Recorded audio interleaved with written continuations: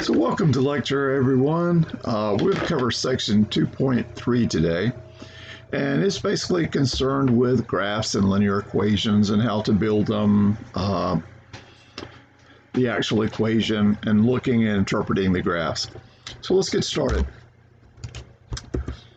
So we're going to look at some algebraic approaches so that we can actually build these particular models. So what we're going to do is start off with a review of the Cartesian plane. The Cartesian plane is just two number lines. So I've got a basic number line going from negative infinity all the way up to plus infinity, and that's the x-axis. This is the horizontal line, the horizontal number line.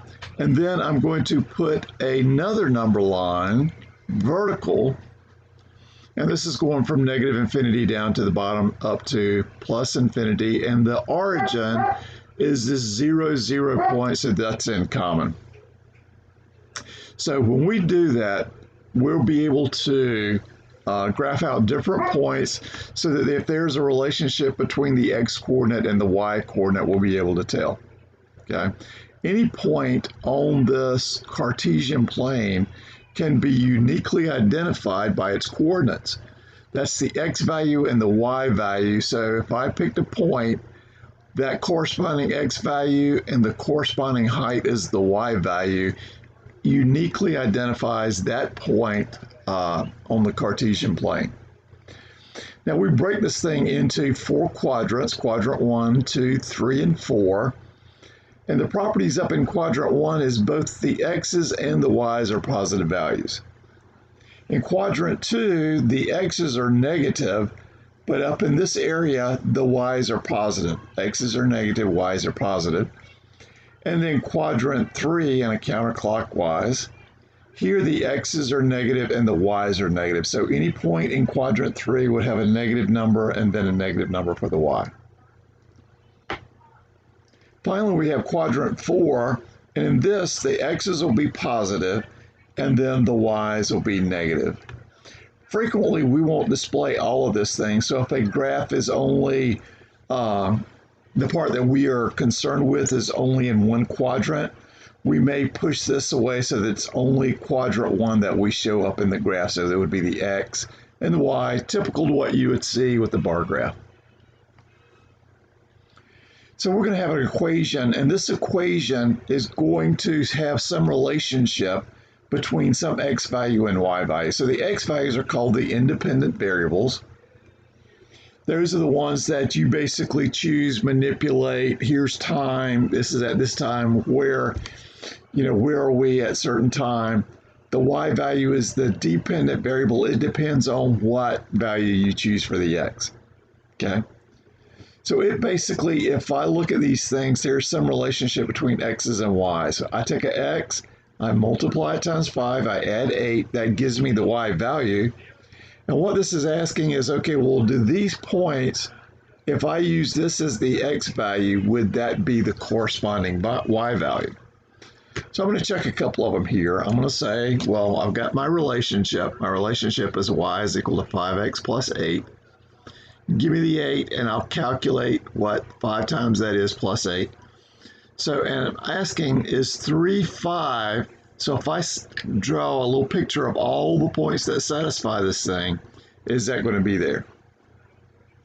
So I'm asking, is the y value, is it 5 when I choose 3 as the x value? And this would be 15. 5 times 3 is 15 plus my 8. Would be 23, and I'm asking this, is this the correct answer? And it's not, so this point is not on the graph. What about negative 1, negative 3? Does this value equal, I'm going to put a little question mark there because I'm asking myself, does it work?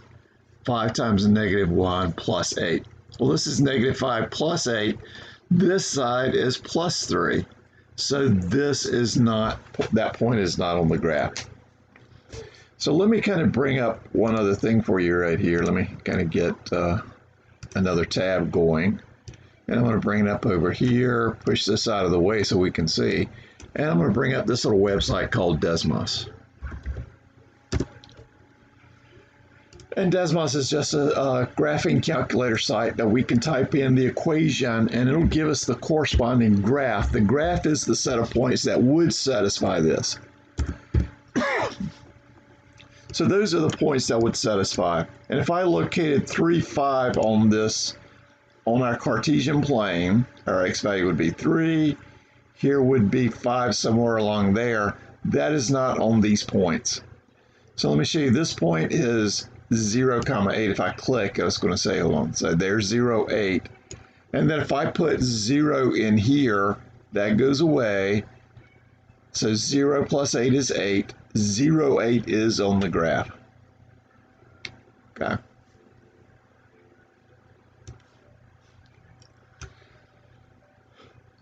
So there's a couple of unique points if I'm drawing a line. And in fact, these things work, even though we're drawing a line here, and that's what we're talking about in this section. This could be any curve. So it could be, just like a little curve that goes up and down. Where it crosses the y-axis, wherever this curve crosses the y-axis is called the y-intercept. Where it crosses the x-axis is called the x-intercept. Okay? So the x-intercepts look like some number, like -5, possibly here, -5, 0, -3, 0, 1, 0. Wherever it crosses over the x-axis, that point, the coordinates of that point is the x-intercept, but that's where it is. The y-intercept is the point that it crosses the y-axis. The x value is going to be 0 all the way across here. So our x is 0, and it would look like 0, comma b, and this would be the height plus or minus wherever it crosses the y-axis. So it says graph y is equal to 2x plus 4. If all I give you is an equation, you can find your own points by plugging in values of either x or y and find the corresponding values. So if I go over here, I'm going to pull this out so I can do. You're free to choose any points, okay? But there's some reasonable ones that I kind of go with. Without any hint of what this thing looks like, I might do things like -3, -2, -1, 0, numbers around the origin. So this is the x equal to 0. And then I would do the corresponding calculations using this x for in here. So this would be 2 times -3 plus 4, -6 plus 4, -2. 2 times, I need to put a little parentheses right here, 2 times -2 plus 4, that would be 0. 2 times -1 plus 4, -2, that would be plus 2. 0 would be 4, and then 2 plus 4, 6. 4 plus 4, 8, and then 6 plus 4 is 10. Excuse me.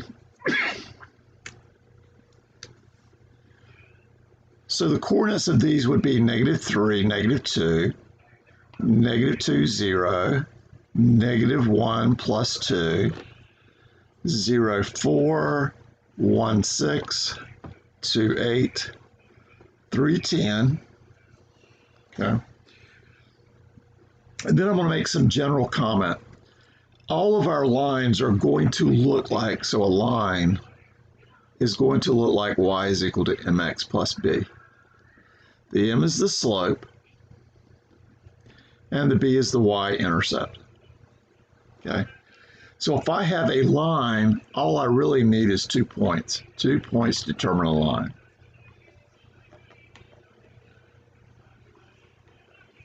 Okay. So I don't really need all of these things. If I recognize, okay, I've got a line, all I need is 2 points. I could choose some. I could do the x and y intercept. Here's easy because I'll do is pull in the x, and that would give me the corresponding y-intercept. And maybe one more, and a couple of ways to do that. So for here, let me erase this piece. Let that pen re-ink itself. And then I would just pick 2 points and then draw the corresponding graph. So the 0, my y-intercept is the 4. So somewhere along 1, 2, 3, 4. right there would be 0, 4. That's my y-intercept. And then I could look at getting the second point a couple of different ways. If I use the slope value, it says for every one I go over, I go up 2. I'm adding this up 2 because that's a plus. So I could go 1 up and then 2. So for 1 up, this would be 2 up from 4. So that would be 1, 6. The 1, 6, if I just plug the number in there and calculated it, that's going to be the 1, 6. Once I get 2 of my lines, I kind of continue this down here and continue this down here. If I need this point, I'm just going to set the y value equal to 0.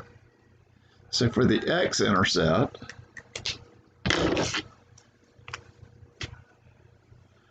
for my x-intercept, I'm going to set my y equal to 0 and then solve for x. So this is 0 is equal to 2x plus 4, my y value being 0, and then I solve for x. So I want to get this over there, subtract 4 from both sides, and then I'm going to divide out that 2. So my x was equal to -2. So this point, that x-intercept is -2, 0. And that could also give me that second point to draw it through. Okay, so there's lots of different ways I can do this. And if I go back here, and if I say 2x plus 4, that's exactly what I've got here. With 0, 4, -2, 0, and then I also did 1, 6. So here's my 1, I go up, and that 1, 6 would be right there, and that's on the graph.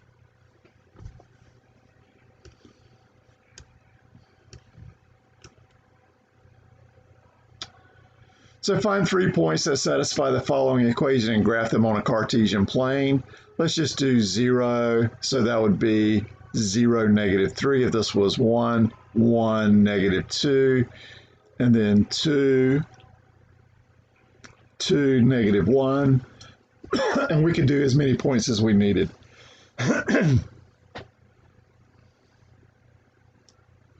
So that thing I call the slope,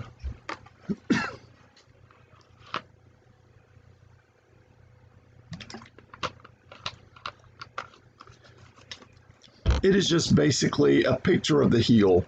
If I walk along this thing, if I kind of picture this as being a heel, and if I walked along down here along the heel, as I go in this direction, I have to go up to follow that graph. The slope is defined as, well, if I walk along so many units along here, how high do I go up? Okay. So if this was at 0, 0 starting point, it would be easy. It would just be whatever point's on there. As the rise, whatever I've gone up, and then the run would be whatever I went out. So to really calculate this thing, I need 2 points. Points from left to right, I just call point 1, point 2. And then I'm going to kind of look at, here's the run, the distance from here to here to get that point. And then the rise would be how high I went from here when I got up to there. So if you're given 2 points, point 1 with coordinates x1, y1, point 2 with coordinates x2, y2, the slope I just find by subtracting the first from the second, y2 minus y1, divided by the x2 minus x1, that's how far I went over from this point, and then how high I went from this point to get at that height. And that's the slope. And then once we know the slope, we can use that slope, putting it back into this equation to determine what the intercept will be, the y-intercept. So here's some pictures of some different slopes that you could come up with. As long as we're working uphill, we'll have positive numbers, depending on what the rise and the run is. But it'll be positive if we're going uphill from left to right, just like we read a book. So this is left to right going uphill, left to right going uphill. Left to right going downhill, we'll have a negative number for the slope. Left to right going downhill.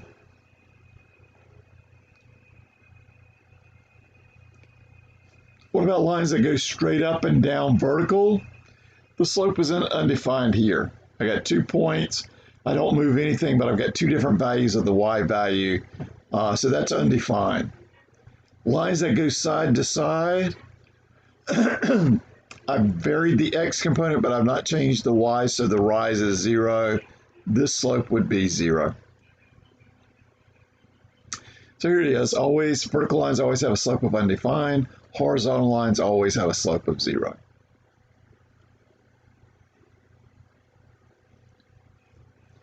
Positive slopes, negative slope. Here's a different form of a linear equation.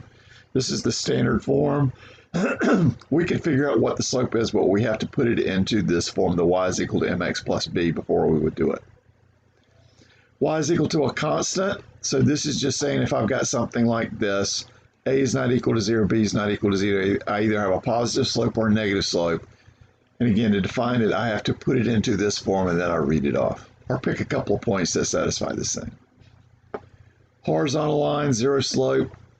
X is equal to a constant value, so all along a vertical line, the x is the same value. This has an undefined slope. So this is the most important form. This general form is not very good. It's helpful only in maybe doing some graphs, setting x equal to 0, y is equal to 0, and then solving for these points for the x and y intercept. But other than that, it's not very helpful. This one is. You can read off, well, what is the slope? You can picture how fast you're going up. Where the line crosses the y-axis, that's the b-intercept. So I could give you various situations. You could have the slope and the y-intercept given. If that's given, oh, that's great. We could just write the equation. So if I said the slope is 2 and the y-intercept is 5, I could just write this. Okay, well, that's using y is equal to mx plus b. I know what the slope is. That's just the 2. And then the y-intercept is 5. So when x is 0, this goes away, and I just have my y-intercept of 5. So I could also give you a slope or a y-intercept given plus a random point. So I've got one of these things, and I've got some random point. So let me give you slope is equal to 2, kind of the same thing, but now it's going to be something different. It's going to go to the point 3, 8. So I know slope-intercept form is mx plus b. I know what my slope is. I know a point that it goes through, so it has to satisfy that. The y value is 8. When the x value is 3, so this is 8 is equal to 6 plus b. And now I'm solving for b to what that is, so I subtract that. So this is 2 is equal to b. This goes out. That's just 0. So then I can just rewrite y is equal to 2x plus my b, and my b is just 2.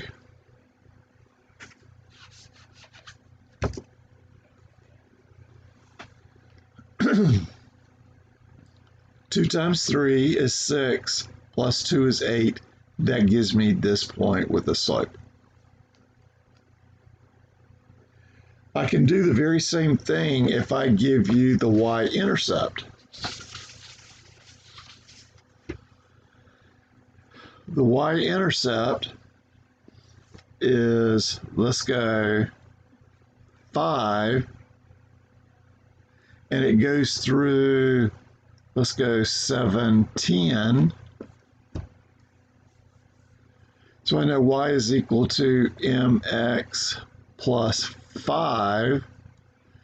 Has to solve this, so this has to be 10 when that's 7. Minus 5 minus 5. I'm just rewriting this in this order, and then I divide both sides by 7. So my m is 5/7, and I've got my equation. So this is y is equal to 5/7 x plus 5.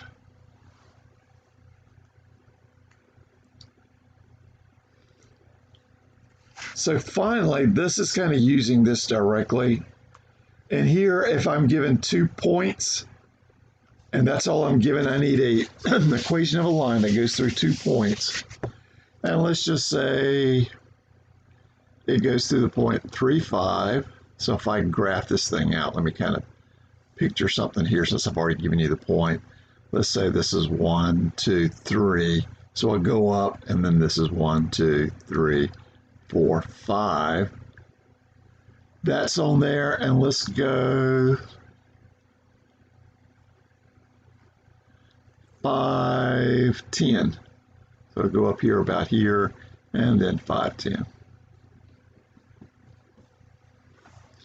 And I want to do an equation of the line that goes through those 2 points. Okay.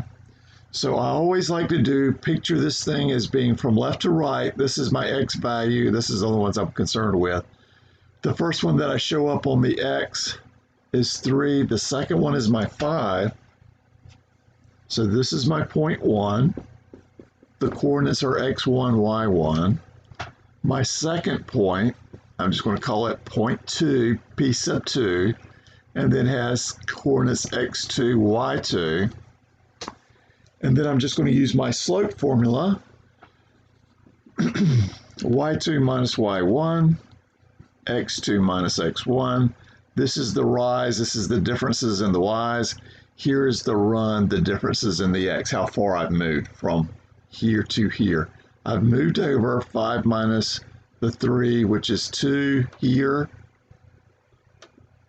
and I've gone up 10 minus 5, 5 there.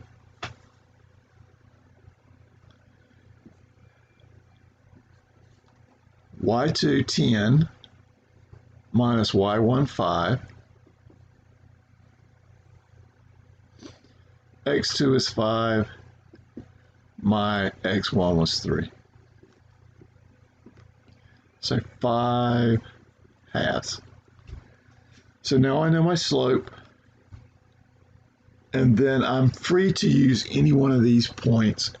And what I do is I'll just say, okay, it must solve 5 halves x plus b. I've got to use one of these points. So let's just do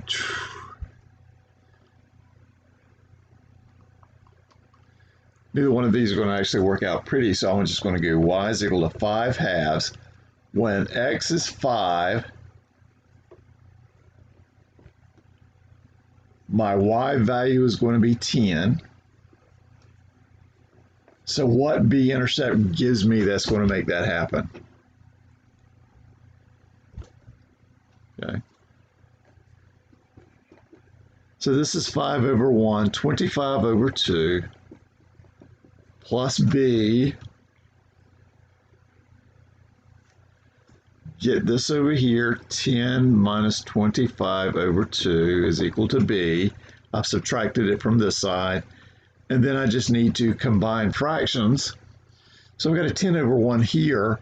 I need to make it a denominator of 2, so I want to multiply the top and the bottom by 2. So this is now 20 over 2 minus 25 over 2. So minus 5 halves is equal to my b. Okay. Like that. So all of this together, I get to rewrite as y is equal to 5 halves x minus 5 halves.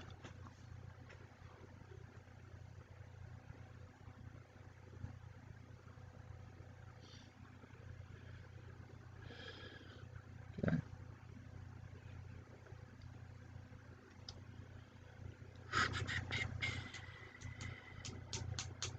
All right. So let's continue on. That's various different situations that you can do. Interpreting linear word problems. So here's what I was saying before. All of these variables along the x-axis, these are considered to be your independent variable. The independent variable the most common that you could understand right off the bat is time. Time's going to keep ticking on no matter what. It's independent. It does its thing, and then basically, like if you have motion, some particles moving or something, as time goes on, this thing would actually move. Okay, independent variable. If I'm doing an experiment, it's the thing that I am modifying. So I'm modifying, if I'm adding fertilizer to a plant, the amount of fertilizer would be the independent variable, and then if I got some growth, that would be the dependent variable. Okay. So here's some situations that you would kind of like to interpret. Time spent studying causes a change in test scores. So this is the thing that you could modify. That's your independent variable. And if you modify this, you would like to see a change in your test score. So by modifying this, you get a dependent change. Independent variable, time spent studying. Your dependent variable is your corresponding test scores. Okay. So in this case, no matter how much you changed your test score, if you did better, it wouldn't really change how much time spent studying. But in certain cases, you can do kind of a backwards prediction. If I got this test score and if I'm always got some relationship, what was the corresponding time that I spent studying? So Mr. Smith wanted to see if the color of light shine on a plant had an effect on the number of leaves it had. He gathered two groups of the same species of plant, gave them the same amount of water. He did some control and did this test for the same amount of time, controlled variables. But on one group of plants, he used white lights. The other ones, he used red lights. And it wants you to do, define the independent variable. So he was modifying the light colors. That's going to be your independent variable. And then the dependent variable is going to happen. The groups of plants, they're going to grow, and we're going to measure these dependent variables, the plant growth. On the number of leaves for this particular case. So the dependent variable is the number of leaves. The independent variable is the color of light that he used. So you're managing a large feedlot of cattle. A pharmaceutical company wants you to try a new antibiotic to treat shipping fever in newly arrived cattle. You are currently not using any antibiotic to treat shipping fever in your cattle. The company claims that it is more effective and will save you money using this antibiotic. You will use the same feed, water, and conditions of the cattle. So you'll split these things apart into groups. Same feed, same water, kind of similar conditions, and then you're going to give one of them some antibiotic, the other one not. And then you're going to check for treating the shipping fever. So you're going to measure the temperature. So what is your independent variable? That's the antibiotic, the amount of antibiotic, or whether you do or not. And then the dependent variable is the temperature, and if it works, basically the cattle's fever.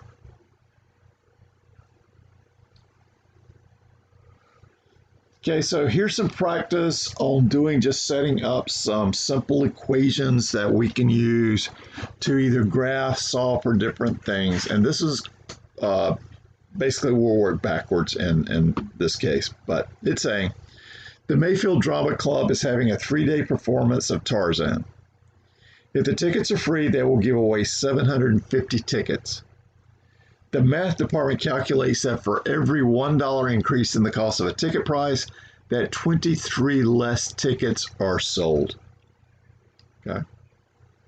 So using N to represent the number of tickets sold and C to represent the cost of a ticket, identify the independent and dependent variables. Okay, so your cost of the ticket, that's something that you can control. That's going to be the independent variable, and then the dependent variable is the number that you actually sold. The cost is your independent, the ticket sold will be your dependent. So write an equation to represent the situation. Remember, equations usually start with a dependent variable. So the dependent variable we're going to use, so N, it wants us to use N for the number of tickets sold.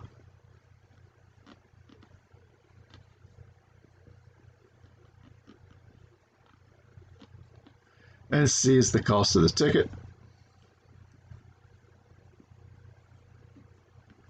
And we're going to write our equation. This looks like something like, well, I've got some cost and then plus B, so I've got to have some type of slope here, and then hopefully some intercept or some initial conditions when the cost is 0. And it kind of tells us this. It says if the cost is 0, they're going to sell away, if that cost is 0, it doesn't matter what this number is, this is going to be 750. So this value is my 750. And then it says for every $1 increase in the cost of a ticket, that 23 less tickets are sold. So this must be minus 23 for every 1 ticket sold, or the cost for every for every $1 increase in the cost. This is the cost. And then if this is 1, it's minus 23, 2, minus 46, so forth. So here's our equation. Here's our model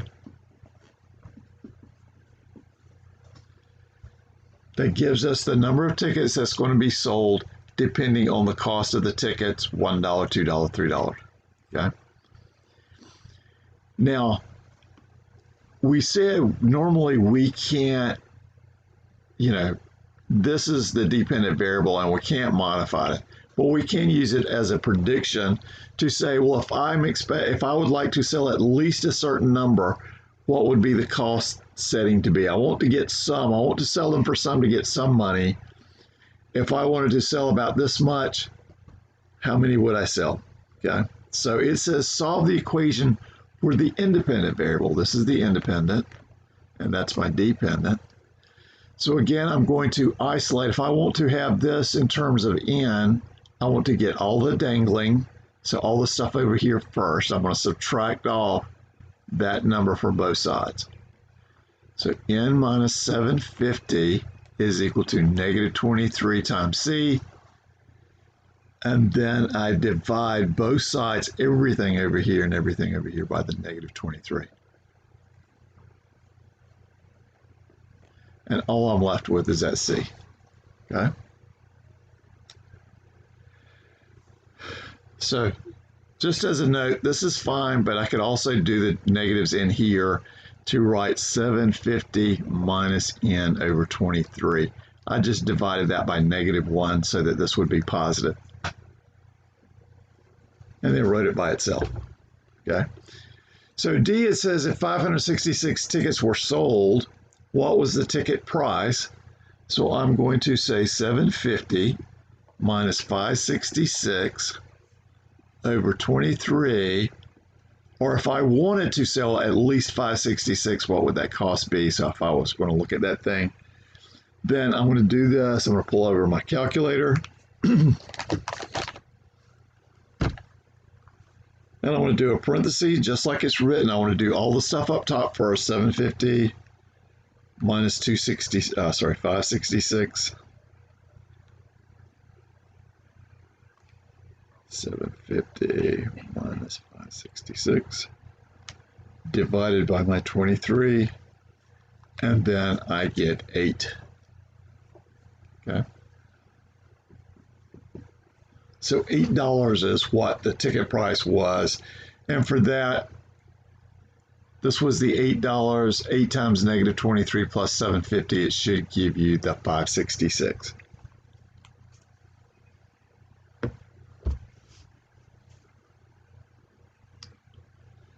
So there is a glacier located in Math Valley at a fictitious place. And it says, due to global warming, the front of the glacier began at an elevation of 125 feet. The glacier moves up the valley at a rate of 2.25 feet per day. So it's not really moving as such. It kind of slides down, but it's melting. So the tip of the glacier, where you find the tip, is melting away. And it's basically getting at 2.2, is melting at 2.25 feet per day. So it says using E to represent the glacier's current elevation and D to represent the number of days since the melting began, identify the independent and dependent variables. Time is always a good thing for the independent variable. You may be able to work backwards to find the number of days, but that's the thing that's going to be independent, is some kind of time in this case. And then the E is what the current elevation is, okay? So write an equation to represent the situation.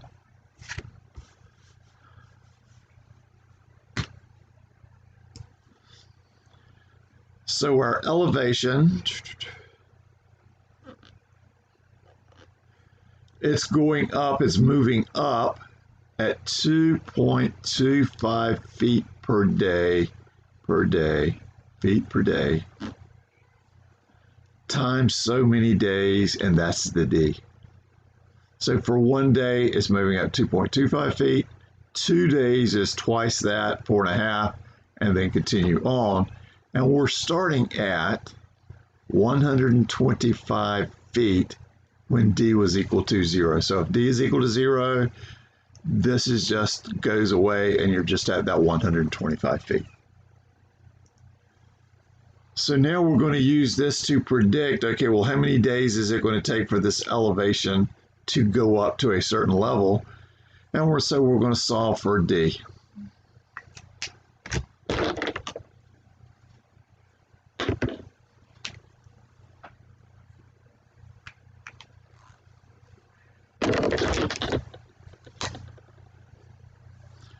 So we're going to solve for D. Let's subtract off the dangling stuff first. Minus 125, minus 125. E minus 125 is equal to 2.25. I'm going to drop the units just for a second, but I have to remember that they're there, and this is in days. D, and now 125 minus 125 is 0. This goes out. And now we just solve for the D, and multiplication, we're just going to do the opposite to get rid of this number. Just like we did the opposite here, plus is minus, and if this was a minus, we'd add. If it's multiplication, we'd divide, and if it was a division, we'd multiply both sides, and we got to do it to both sides here. And that's our formula, that E, the elevation, minus 125, divided by 2.25 will tell us the number of days to get us to a particular elevation. So it says that if the glacier is at an elevation of 149, so we went back a couple of days later, we got a next measurement, we didn't really count the days, and it says now E is equal to 149.75.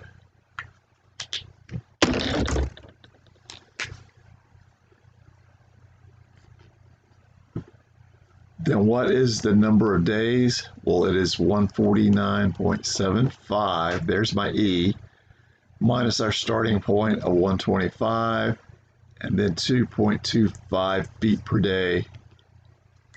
And that should give it to us. On my calculator, 149.75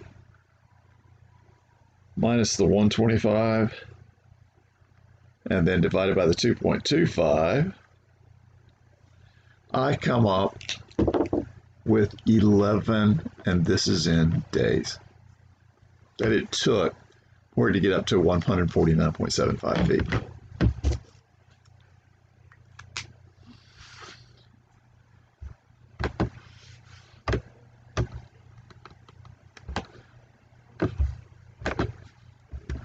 So that's it. That's kind of the main concepts that we need to cover for section 2.3. Take a look at this. Go work on your Alex problems. And if you have any questions, see me in class or email me. Thank you.